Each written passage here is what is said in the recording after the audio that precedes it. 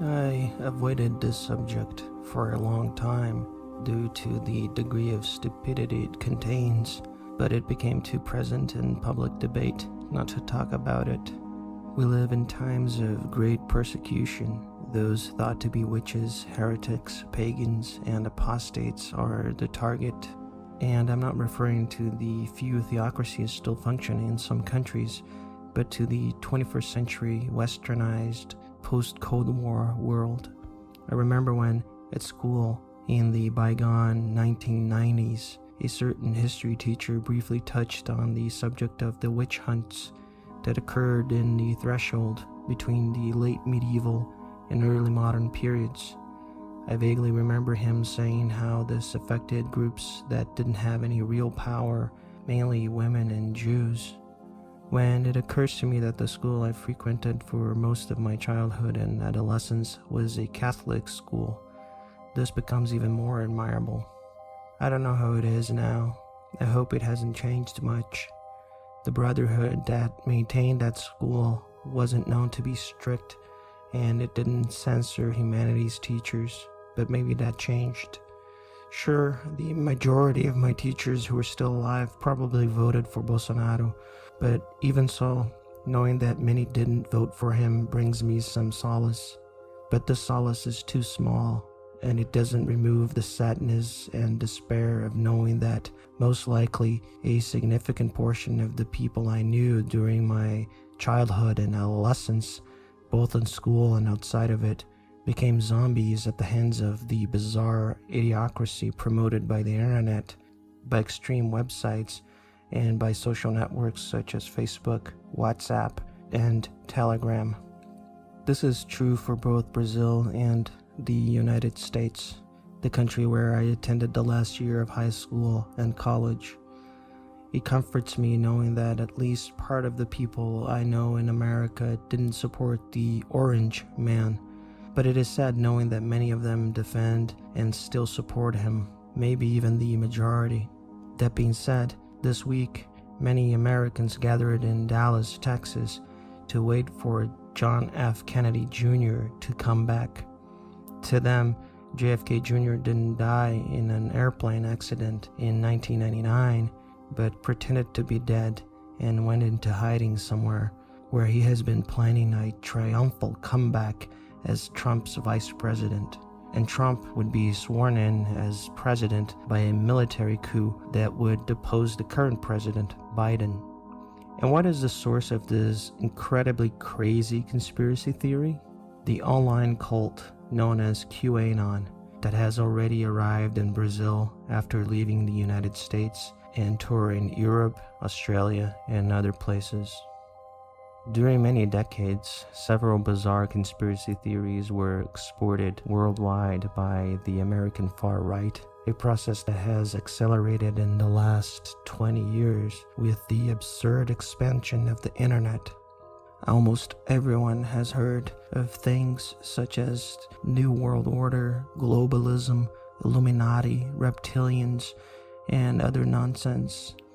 Nonsense such as the idea that flying saucers and ETs are really demons disguising as technologically advanced aliens in order to undermine Christianity. After all, the Bible doesn't mention intelligent life on other planets. You don't believe me? Google it. You'll find that even famous evangelical preachers talk about it, both in the United States and in Brazil. And look, I didn't even mention conspiracy theories about geocentrism and flat Earth, which are supposedly facts hidden by NASA.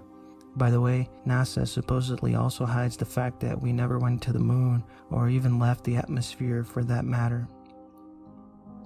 QAnon is the direct heir of other conspiracy theories like the ridiculous Pizzagate.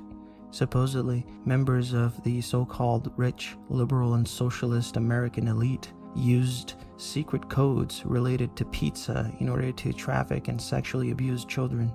This idiotic belief culminated in a shooting at a pizza place in North Carolina. In 2016, an almost 30-year-old man invaded a pizza place near where he lived and ordered the employees to show him the dungeon where the children were kept. One other detail. This pizza place was supposedly used by members of this billionaire socialist liberal elite, and Hillary Clinton was allegedly among them. Luckily, no one was severely injured. The place didn't even have a basement, let alone a dungeon. The man was arrested and sentenced to 4 years in prison. He was a right-wing white man. Short sentences for right-wing extremists would become the norm in the years to come. On January 6, 2001, QAnon followers invaded the Capitol building in Washington, D.C. after a speech by Trump with the goal of subverting the election results that gave Biden the victory. Other than a few poor souls that believe in the lie that the American far right isn't racist, the vast majority of the rioters at the Capitol was white and sympathized with neo-Nazi racialism. Police officers were beaten with fists, kicks, and sticks. One of them heroically died on the spot. Only one of the invaders was killed. She was shot while trying to break into the building and beat up police officers. The dead invader became a martyr for QAnon believers. She was even honored by former President Trump in interviews this year. Even though many of those who participated in the invasion of the Capitol were taken to court, arrested, and sentenced, these sentences themselves were relatively soft. Now compare this to what happens to blacks, Latinos, and center-left protesters in the United States, which almost always are treated with violence by the police.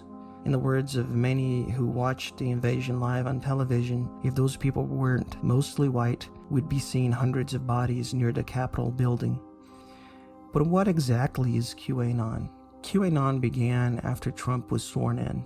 It started in American far-right internet forums.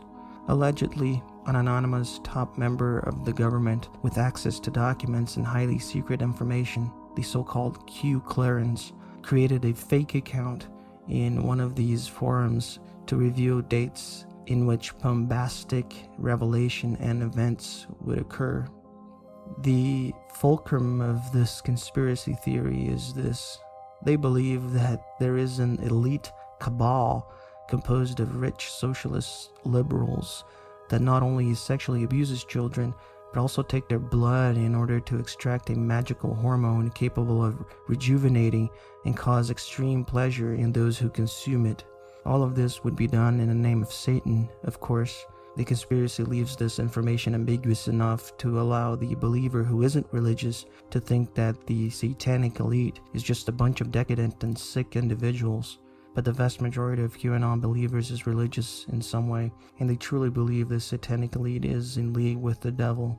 One of the original QAnon predictions that didn't happen was that the Trump government, together with the military, would arrest and execute this evil elite in an event they called the Storm. After this failed prophecy, several others were made, but none became reality. The conspiracy theory adapted itself. Trump lost the elections, so they had to come up with the lie that there was widespread fraud and that Trump would return to power with the help of the military. Even the COVID-19 pandemic was incorporated into the conspiracy theory.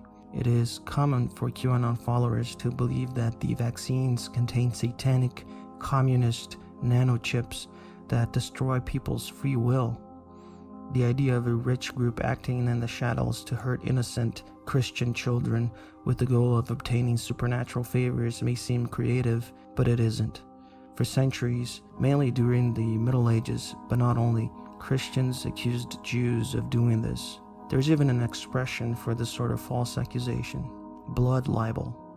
In many occasions during the European Middle Ages, hundreds of Jews in villages and towns were tortured and executed in brutal ways, including burning at the stake after being accused of killing children in satanic rituals performed to extract their blood. One of the most famous or infamous cases is that of Simon of Trent. In 1475, a Franciscan preacher showed up in the Italian city of Trent and performed sermons in which he vilified local Jews who had arrived there only a few years before and had raised a small but prosperous community. Soon after the sermons, Simon, a 2.5-year-old boy, disappeared. His father asked the authorities to search for him, including at Jewish properties, something that was done. The boy wasn't found anywhere. However, not long after that, Simon's body was found in the water by an employee of Samuel, a rich leader of the local Jewish community, after this employee went to fetch water in the cellar. The cause of death was determined to be blood loss. Samuel himself, together with other Jews, informed the authorities of the discovery, something that was omitted during the trials afterwards. The entire Jewish community of Trent was arrested and tortured. 15 men, including Samuel, were burned alive. One of the men converted to Christianity and was spared, but his conversion was voided after he was caught participating in a Jewish ceremony, so he was also burned alive. Desperate, the women managed to argue that they didn't participate in the satanic ritual due to their gender, which was considered to be true by the authorities. They were freed from prison after the Pope intervened. A century later, Simon of Trent was beatified by Pope Sixtus V. It was only in 1965 that Pope Paul VI suppressed the veneration of Simon due to its explicit anti-Semitic character. Some unsuspecting individuals might think that there are no anti-Semitic elements in QAnon, but they are wrong. Anti-Semitism is very much present among QAnon followers. There have been cracks in the community of QAnon followers over this issue, and a major portion of the followers went with the anti-Semitic camp. It isn't surprising that during the invasion of the Capitol, many of the rioters were photographed with t-shirts that contained horrific sayings about Jews. One of them stated that 6 million dead at the Holocaust wasn't enough. Those who think this disgusting conspiracy theory didn't find fertile ground in Brazil are also mistaken. Pro-Bolsonaro WhatsApp and Telegram groups have a clear majority of QAnon believers. When someone doesn't believe in every single point of the conspiracy theory, they believe in parts of it. It's tragic and comical at the same time, since even though we can laugh at their stupidity, they are dumb enough to follow a conspiracy theory that is embraced by Anglo-Saxons and Nordic people in white countries such as the United States, Germany, and Australia, people that would never accept Brazilians among their ranks, even those Brazilians that consider themselves white and love to show their European citizenship, which they inherited from their great-grandparents. Even among prominent pro-Bolsonaro politicians, this damned conspiracy gained ground. The image I'm about to show here shows one of them posting the following, quote, "Baal, satanic deity, Canaanites and Jews sacrificed children in order to receive his graces. Today, history repeats itself," unquote. Like I said in the beginning, we live in times of persecution, and those considered to be heretics, apostates, witches, mages, sorcerers, or simply sinners are targets. And it looks like it is only starting.